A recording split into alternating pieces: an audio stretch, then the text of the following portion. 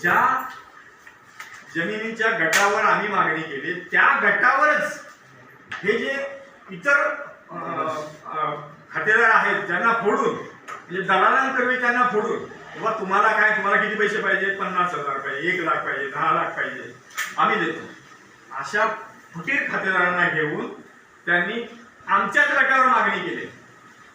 हे कितपत योग्य आहे? म्हणजे शासनाचे अधिकारी अपात्र खातेदारांना पात्र करून घेत आहेत. कुठल्या बेसवर? जेव्हा आम्ही ही मागणी केली होती की ह्या आमच्या खातेदारांना पात्र करा, तेव्हा त्यांनी केली नाही. ती सगळे पुरावे आमच्याकडे आहेत आणि ते आम्ही आज उद्या कलेक्टर साहेबांना देऊच जर त्यांनी आम्हाला बोलवलं तर. अदरवाईज आम्ही धरणाच्या भिंतीवर आत्मदहन करण्यावर ठाम आहोत. हे मात्र तितकंच खरं. जयकुमार गोरेंनी तुमच्याविषयी एवढं सगळं केलं, 68 चे 58 केले, 10 वंचित ठेवलं. तुम्ही त्यांना समक्ष गाडी घेतली का? त्यांना सांगितलं का हे का करताय तुम्ही असं? हो, त्याच वेळी आम्हाला समजलं ना वरून दबाव आहे आमच्यावर असं आहे, आमच्यावर तसं आहे. म्हणजे आम्हाला जयकुमार गोरेंना तुम्ही बोलला का तुमचं काय ऑब्जेक्शन आहे आमच्याविषयी? नाही, जयकुमार गोरे आणि आमची कधीही भेट झाली नाही. जयकुमार गोरेंना विचारायचा मोठा माणूस आहे ना तो. मग कसं आहे साहेब की तुम्ही असं कसं म्हणू शकता की त्यांनी दबाव टाकलाय? प्रश्नच नाही. आदेश हे बघा, प्रांत अधिकाऱ्याचे आदेश फक्त उरमोडी प्रकल्पापुरते काढून घेणं ही कुठली गोष्ट आहे? हो, तुम्हाला काढायचे होते मग पूर्ण आदेश काढले पाहिजे ना सगळ्या धरणांसाठी. आपल्या सातारा जिल्ह्यातल्या फक्त एवढ्यासाठीच. आणि आत्ताच 25 वर्ष जे प्रांत अधिकारी काम करतायत, ज्यांच्याकडे काम करण्याची हे आहे काय म्हणतात क्षमता आहे, त्यांना आत्ताच त्यांची क्षमता नष्ट कशी होते? त्यांची वाक्य आहेत त्याच्यात कलेक्टरची, गतीने काम व्हावं म्हणून आम्ही हे आदेश अधिकार काढतोय, तेवढेच अधिकार काढतोय असं वाक्य. हे कसं काय? पण साहेब आता जर 58 झाले तर 10 जणांचे जे काय प्रॉब्लेम्स आहेत तुम्ही कलेक्टरांना सरळ जाब नाही विचारला की बाबा त्या 10 लोकांनी काय? त्यासाठी गेलो होतो. कलेक्टर थांबले का? तरीही आम्ही अप्पर जिल्हाधिकाऱ्यांना सांगितलंय, हे सगळं सांगितलंय. आणि अप्पर जिल्हाधिकाऱ्यांचं काय म्हणणं होतं की आम्हाला सगळं माहिती आहे ते, पण आम्ही तुमचं काम करू. आता सगळं माहिती आहे म्हणजे सगळं आलं ना, त्यांना सगळं माहिती आहे, सगळ्यांना सगळं माहिती असतं. म्हणून खऱ्या धरणग्रस्तांना आतापर्यंत शासनाने छळलंय. एकीकडे चर्चा आहे की प्रांत अधिकाऱ्यांनी चुकीच्या पद्धतीनं वाटप केलं, त्यामुळे ही त्यांच्याकडनं त्यांचे अधिकार काढले. कुठली चुकीची पद्धत? मला सांगा, शासनाने आम्हाला सांगितलं की हे गट आहे तुमचे 100 गट आहे किंवा 150 गट आहे, ह्या गटाची तुमची पसंती कळवा. आणि त्याप्रमाणे गटाची पसंती कळवली. ती पसंती कळवल्यानंतर त्या गटाचे आदेश निघाले. ते कधी निघाले? जेव्हा आम्ही ओरडून सांगून तेव्हा. मग तिथं काय चुकीचं झालंय सांगा? आम्ही मागणी न केलेल्या गटाला जर आमचा आदेश असेल तर आम्हाला मान्य आहे तुमचं म्हणणं की ती चूक आहे, खरंच चूक आहे. म्हणजे आम्ही तसं करणारे नाही आहोत.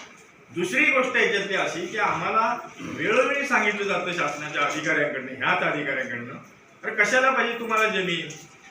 तुम्ही जमिनीत कसणार आहे का? तुम्ही असं करणार आहे का? अरे जमीन कसणार आहे म्हणूनच आम्ही घेतोय. शेतकऱ्याची मुलं आहोत आम्ही सगळे. आमच्या 2 पिढ्या गेल्या या धरणामध्ये, धरणाच्या गड्यात. आम्ही 3री पिढी आहोत, ती पण आता जाण्याच्या मार्गावर आहोत. हे सगळे बुजुर्ग मंडळी हे अध्यक्ष होते धरणग्रस्तांचे, 65 गाव धरणग्रस्तांचे अध्यक्ष होते. 10 वर्ष त्यांनी धरण बांधून दिलं नाही. 17 वर्ष प्रकार विरोध केला होता, पण नंतर लोकांच्या भल्यासाठी त्यांनी माघार घेतली की ओके चला होऊ द्या. अशा वृत्तीच्या माणसांना तुम्ही जर अडवताय तर आम्हाला दुसरा पर्यायच नाही मरणाशिवाय. आमदार साहेबांना भेटलाय का तुम्ही?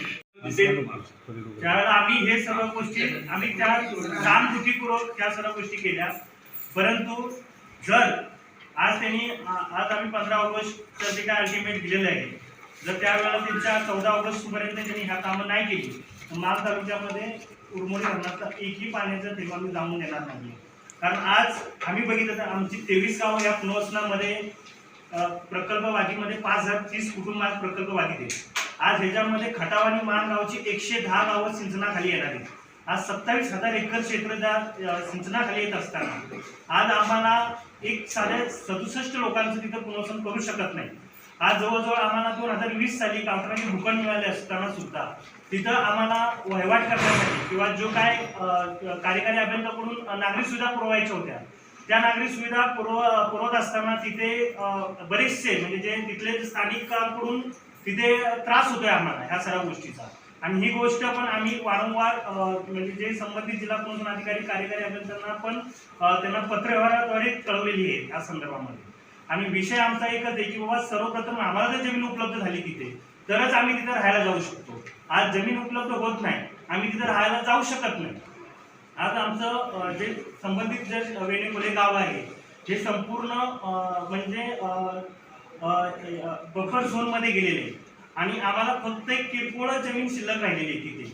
आणि त्यामुळं आम्हाला जे जीवनमान जगण्यासाठी ज्या काय नागरिक सुविधा पाहिजे त्या तिथं आता उपलब्ध होऊ शकत नाही. आणि वन्य प्राण्यांचा भरपूर तिथं त्रास आहे. आणि आमचं लवकरात लवकर पुनर्वसन व्हावं ह्याकरिता आम्ही शासन दरबारी ज्या काय मंजुऱ्या ज्या काय आणलेल्या आहेत, जर तुम्हाला आता आपण प्रेस नोटद्वारे ज्या दिलेल्या आहेत त्यामध्ये मंत्रालयाने 3 वेळा मंजूर आणलेली आहे की त्याच्यामुळे बाबा महाराजांनी त्या गोष्टी तिथं पुढे लागून केलेल्या आहेत तिथे. आजचा विषय एकच आहे की जे काही जयकुमार गोरेंनी 7 खाती घेतलेली आणि त्या खात्यामध्ये जी अशी की जी लोक त्यांना ह्या पुनर्वसनाच्या गाड्यामध्ये त्यांचा काही संबंध नाहीये. गावामध्ये मुळात 77 खातेदारांना जमीन वाटप करण्याचा आदेश जे काय पत्र आहे ते आपल्या म्हणजे प्रेसमध्ये आहे ते 77 खातेदारच आहेत. पण जे 19 खातेदार आहेत त्यांना पळशीमध्ये पुनर्वसन आहे आणि 77 खातेदार जे आहेत ते रोख रकमेमध्ये. आणि असे खातेदार असताना त्या खातेदारांनी दलाल लोकांनी ती खाती विकत घेऊन ती खाती त्या मंत्री महोदयांना दाखवून आणि ज्या मागणी केलेले गट आहेत आम्ही त्या गटावरतीच त्यांनी मागणी टाकून ती मागणी प्रांत अधिकारी आमचे अर्ज पहिले असल्यामुळं त्या अधिकाऱ्यांनी बाबा की हे अर्ज यांचे पहिले त्यांना आम्हाला वाटप टाकायला पाहिजे. त्यांनी सांगितलं हे वाटप तुम्ही नाही टाकणार तर आम्ही तुमचे अधिकार काढून घेऊ. अशा हिशोबाने हे प्रांतांचे अधिकार महसूल मंत्र्यामार्फत काढलेले आहेत. एजंटच्या ताब्यात देणार नाही. आणि जर तो खातेदार खरंच असेल तर त्याला आम्ही त्या खातेदारात देऊ. पण ह्या उरमोडी धरणामध्ये असा एजंट लोकांचा बराचसा सुळसुळा झालेला आहे. जे लोकप्रतिनिधी मार्फत तिथं किरकोळ रुपयामध्ये खाती विकत घेतात आणि तिथं त्या लोकांना ती जमीन घेऊन तिथल्या लोकप्रतिनिधींना विकली जाते मोठ्या किमतीमध्ये आणि त्याचा बराचसा फायदा इथे समोर घेतला. आणि ह्याच्यामध्ये ससे इन्फॉर्म होती फक्त खऱ्या प्रकल्पग्रस्तांची. आणि जे काय क्रमदाटेपणा किंवा काही ह्या सर्व गोष्टी होतात ह्या सर्व चालू असतात. लोकांना एक प्रकारे घाबरवणं तिथल्या ह्या प्रकल्प या उरमोडी प्रकल्पासाठी तुमचा आरोप आहे की जे कोरेने ह्या जमिनी विकत घेतल्या ह्या जमिनी ते एजंट मार्फत विकत घेणार आहेत. रितसर वर्ग 2 मध्ये जमीन आहे कसं त्याच्यामध्ये होऊ शकतं ते? एजंटनं नाव काढतो एक- एक- म्हणतोय जमिनीवर काय होत नाही. जमीन 10 वर्ष विकली जात नाही. काय साठे घर बनवतात चोरांचा बाजार ज्याला म्हणतो आपण. जमिनी वर्ग 1 मध्ये तर 2 मध्ये मिळाल्या 2 मध्ये आहेत ना. कारण आम्ही वर्ग 2च्या जमिनी घेतल्या कारण का जे काय आता व्याजाची जी रक्कम आहे ती आमच्या सर्वसामान्य लोकांना परवडणारी नाही. कारण ती न परवडणारी कारण का 7.5 ते 8 लाख रुपये आज 1 लाखाची जमीन आहे. आज त्याच्यावरती 12% व्याज लावून 3.5 ते 4 लाख रुपये एकरी व्याज लागलेले. 2 एकराला जवळजवळ 8 लाखाचे व्याज जाते. आणि आम्ही प्रकल्पग्रस्त आज आमची एवढी परिस्थिती नाही की आम्ही 7 ते 8 लाख रुपये एकदम बेअर करू शकतो. आणि तेवढं क्षेत्र आम्हाला शेतीमध्ये उपलब्ध नाही की त्याचं आम्ही ती इन्कम जनरेट करून आम्ही शासनाला ती वर्गण भरू शकतो. पण आम्हाला जे काय चुकीच्या पद्धतीनं 12% जे व्याज लावले त्याचं संबंधित संघटना आहेत त्याच्यावरती लढा सुरू आहे किंवा हे 12% जे व्याज आहे ते कुठेतरी कमी व्हावं. 65% रक्कम भरायची त्याच्यावरती व्याज आहे का ते? 65% रक्कम भरायची असते ना तुम्हाला? 65% रक्कम आम्ही ह्यापूर्वी सर्वप्रथमच भरलेल्या आहेत आणि त्या 1997 सालीच भरलेले आहेत. ज्या वेळेला आमचं जमिनी संपादन केलं त्यावेळेस ते भरले. जमिनीचे आदेश काढताना तिथल्या जमिनीची मूळ किंमत त्याच्यात ते व्याज ऍड करतात इतक्या वर्षाचं. आणि आम्हाला जर व्याज काही दिलं असेल तर ते मायनस करतात आणि ती रक्कम कब्जे हक्काची रक्कम ठरवतात. हे ठरवताना माननीय प्रधान सचिव असीम गुप्ता साहेब यांनी स्पष्टपणे आदेश केले की तुम्हाला 19 ह्या अधिकाऱ्यांचं म्हणणं होतं, म्हणजे आम्हाला पळवून लावण्यासाठी, बरं का, आम्हाला पळवून लावण्यासाठी ते म्हणत होते की आत्ताची आम्ही कॉस्ट काढतो, आत्ता चालूची, सॉरी. मग आम्ही तिथे गेलो, बोलू आम्ही आत्मदान करतोय साहेब, 15 तारखेला 15 ऑगस्टला आम्ही आत्मदान करणार तेच आहे. बोलतील बाकीच्या राहिलेल्या लोकांशी. धन्यवाद. 2 दिवसापूर्वी ते आलेले त्यावेळेस भेटला का तुम्ही? हो, हे दिलेलं आहे त्यांना. निवेदन दिले. मंत्रालयात सुद्धा जाऊन आम्ही त्यांच्या BA कडे वगैरे सगळ्या संबंधित खात्याकडे हे सगळं दिलेलं आहे. मंत्रालयातले सगळे अधिकारी म्हणतात तुमच्यावर अन्याय होतोय, आणि सगळे अधिकारी म्हणतात, महसूल विभागाचे, मदत व पुनर्वसन विभागाचे, मुख्यमंत्र्यांच्या PA पासून सगळे अधिकारी तुमच्यावर अन्याय होतोय हेच म्हणताय. पण खाली काय? आणि मला महसूल मंत्र्यांना असं सांगायचं आहे, राधाकृष्ण विखे पाटलांना असं मला सांगायचं आहे की आम्ही ही किती दिवस भीक मागायची. जवळजवळ 27 वर्ष आम्ही भिकाऱ्यासारखं दारोदार फिरतोय. तर आता ही भीक नको आम्हाला. एकदाची ही तुमची लोकशाही आहे ना, 15 ऑगस्टच्या दिवशी आम्हाला आत्मदान करू द्या आणि जगाला दाखवा भारताची लोकशाही कशी चांगली आहे ती. हे बघू द्या, सगळं तुमचा पर्दाफाश होऊ द्या. मुख्यमंत्र्यांचे सगळ्यांचे संबंधित अधिकाऱ्यांचे परमिशन असताना तुम्ही हा खेळ कशाला मांडलाय? कुणासाठी हे शासन चालतंय? दलालांसाठी? धरणग्रस्तांचा त्याग दिसत नाही त्यांना? आमच्या उर्वरित काय काय गावांचे असंच त्यांना फसवून त्यांच्या जमिनी त्यांनी हडप केलेलं आहे सगळ्या. नावलीसारखं मी एक गावचं नाव घेऊ शकतो त्याला. दलाल कोण येते? दलाल मान घटावचे सगळे येतात ते शासन दरबारी. मुंबईपर्यंत येत आहेत सगळे, तुमची जमीन द्या आम्हाला. काय तिथं करणार आहे? माळ आहे, असं आहे, तसं आहे. आम्ही आता आमची इथं जमीन शिल्लक नाही. उर्वरित जवळजवळ 300 एकर जमीन शासनानं व्याघ्र प्रकल्प तिथं राबवलाय, त्याचा 1 रुपया दिलेला नाही. म्हणजे आम्ही काय असंच आम्ही भूमिहीन राहायचं का? भटकी जमात म्हणून वावरायचं का?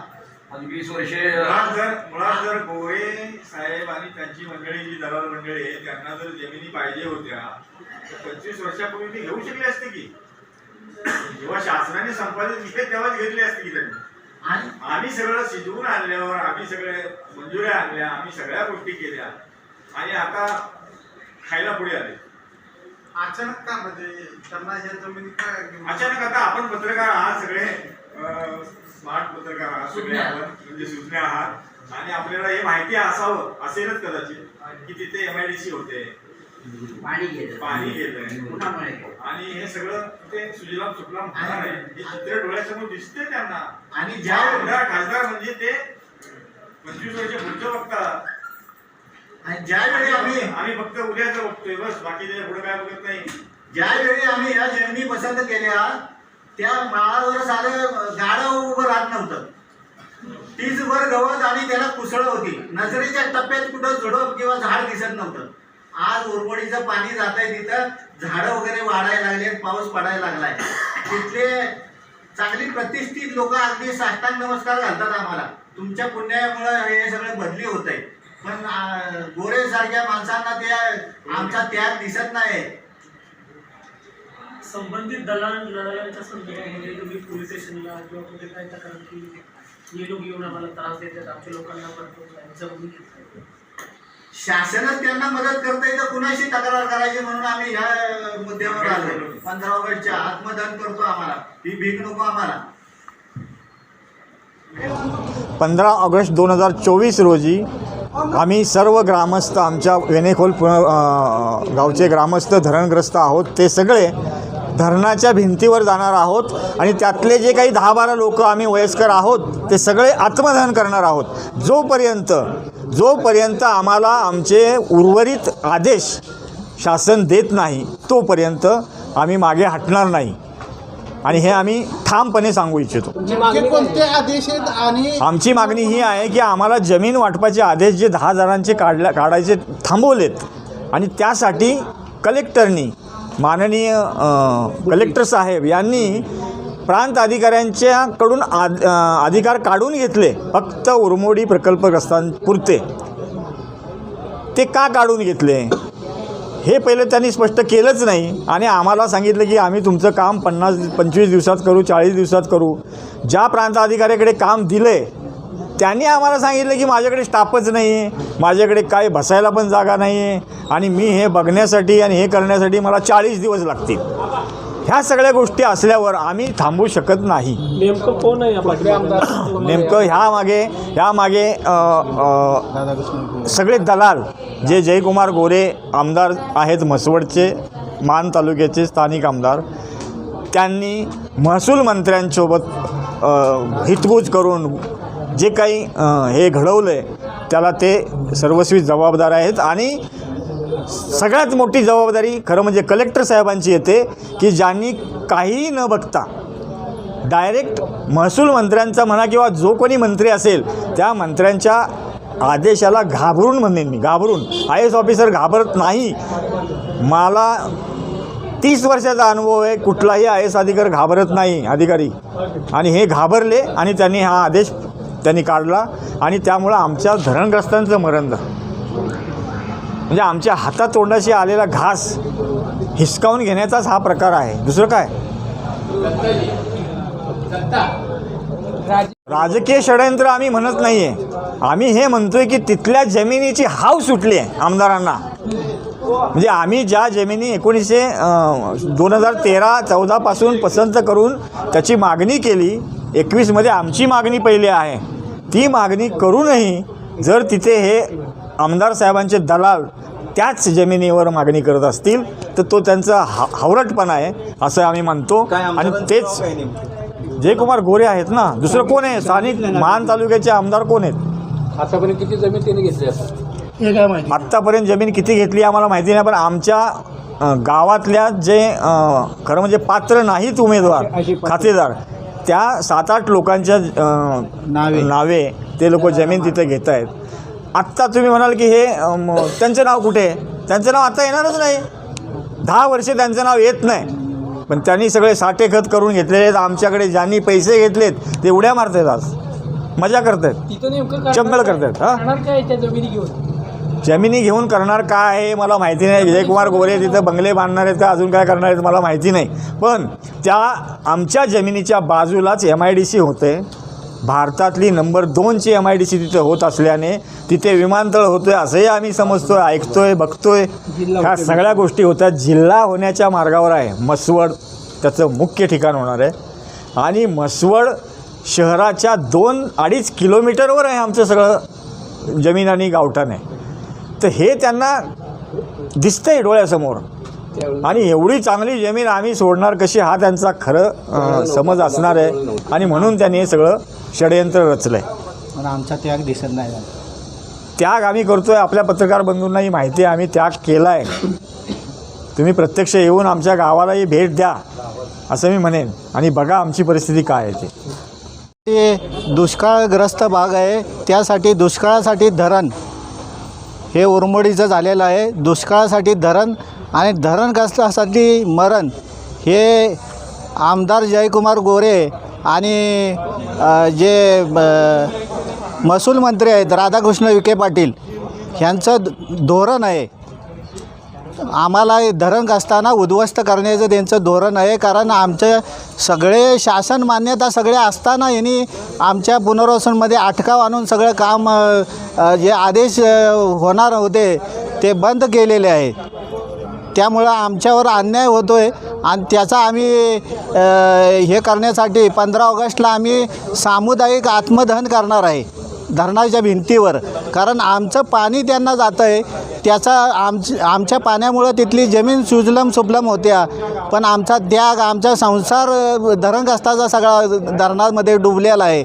आम्ही वन भटकतोय, 27 वर्ष आम्ही पुनर्वसनपासून वंचित आहे, हे मात्र त्यांना समजत नाही. म्हणून महसूल मंत्र्यांना ही माझी विनंती आहे, जर 15 ऑगस्टच्या पूर्वी जर तुम्ही आमचा आदेश जर काढलं नाही तर आम्हाला आत्मदहनाशिवाय कुठलाही पर्याय नाही.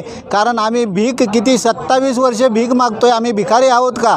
मग भीक मागण्यापेक्षा आम्हाला शासनानं मरण द्यावं. आणि ह्या लोकशाही कशी तुम्ही चांगली चालवताय या जगाला प्रदर्शन करावं. आमच्या शूटिंग करा आत्मदहन करताना, आणि तुम्ही चांगली लोकशाही चालवताय हे 15 ऑगस्टच्या दिवशी स्वातंत्र्य दिनी जगाला दाखवा, हे पत्रकार बंधूंना माझी विनंती आहे. बाबुराव भिकू सकपाळ. आज मी 15 वर्षाचा असताना मी शेतीचा व्यवसाय माझा आणि माझ्या 4 मुली आणि मला 1 मुलगा आणि आम्ही सकाळपासून सांजपर्यंत त्याच शेतीमध्ये आम्ही आमच्या पोटाची सामुग्री तयार करत असताना आज ही शेती ही पाण्याखाली गेली. आज जवळजवळ 25 वर्षे झाली. 25 वर्षामध्ये आमची एवढी परिस्थिती, बिकट परिस्थिती झाली, कुठं जीवन जगवावं किंवा कुठं काय करावं. आज या गावाची पूर्णपणे एवढी परिस्थिती बिकट होऊन बसली आणि शासनानं फक्त आम्हाला भूल दिली की इथं पुनर्वसन तिथं पुनर्वसन. आमचं पुनर्वसन आजपर्यंत किती क्षेत्र तुमचं पाण्याखाली माझं एकूण क्षेत्र 10 ते 12 गुंठ माझं क्षेत्र होतं. इतर मी शेजारी पासारी जमा करून 10-15 गुंठ ती मी वाट्यानं करून ते माझा उदरनिर्वाह पोटाचा करत होतो. आणि ते करत असताना त्या शेतीमध्ये पाणी आलं आणि इतर गावच्याही लोकांच्या शेतीमध्ये पाणी आलं. त्यावेळेला शासनाचा असा नियमावली ठरली की शासनानं कागदापत्री संपूर्ण आम्हाला लिखित दिलं की तुम्हाला अर्ध हे पुनर्वसन तुमचं, तुम्हाला 2 एकर जमीन आणि तुम्हाला घरटी 1 नोकरी एका माणसाला. तर आजपर्यंत आमची कुठलीही शासनानं कुठल्या गोष्टीची दखल घेतलेली नाही. तिथपासून आजपर्यंत आम्हाला कुठं जीवन जगवावं किंवा काय खावं हे आम्हाला आजपर्यंत हा विचार पडलेला आहे. तर आज आमचा पश्चाताप वाढला आहे, एवढं आम्हाला त्याचा संताप होतो आहे. म्हणून हे संताप व्यक्त करण्यासाठी आज आम्हाला मसवडला आज पळशीपासून ते क्रिकसाळापासून मसवडपर्यंत आम्हाला शासनाने ज्या जमिनी आम्हाला दाखवल्या त्या आम्ही पसंत केल्या. पळशीतून आम्हाला जे नेलं जेवण वगैरे तिथं आम्हाला शासनानं उपलब्ध केलं पाटणकरांच्या कमिटीच्या माध्यमातून. आणि ती जमीन आमच्याकडून की तुमचं पुनर्वसन पहिलं नाही, तुम्ही औषधी बाधिक आहे म्हणून आम्हाला थांबवण्याचं कारण केलं आणि आम्ही थांबले गेलो. आणि नंतर कातोडी त्या ठिकाणी आणून बसवली. तिथपासून आजपर्यंत आम्हाला 2-3 ठिकाणी किरकसाळ अशा 2-3 ठिकाणी दाखवलं आणि मसवडच शासनानं आम्हाला उपलब्ध करून दाखवली. शासनाने जी जमीन आम्हाला दाखवली ती जमीन आम्ही पसंत केली. आणि ती पसंत करत असताना आज एवढा परिणाम तिथं निर्माण झालेला आहे की आम्हाला तिथं कुठलं आमचं स्थान गेलेलं स्थान त्याचं बदली हे आम्हाला आजपर्यंत मिळू दिलं नाही. आणि आमच्या ह्या व्याधता आणि आमचं हे दुःख त्या शासनाला कळून येत नाही. तर आम्हाला एवढंच आमचं म्हणणं आहे की आम्हाला या शासनाने याचा आम्हाला मोबदला आमचा गेलेल्या जमिनीचा द्यावा आणि आमची आसवं पुसावी. आम्हाला नोकरीधंदा आज ही महागवाडी ह्या प्रकारची आहे. आम्ही जीवन जगायचं कसं आणि करायचं कसं. आम्ही शहरा बाजारात आता मला नोकरी करायची, ज्या ठिकाणी मी जाऊ तर तुम्ही माझ्या वयामुळं मला काही काम नाही मिळत, धंदा नाही मिळत.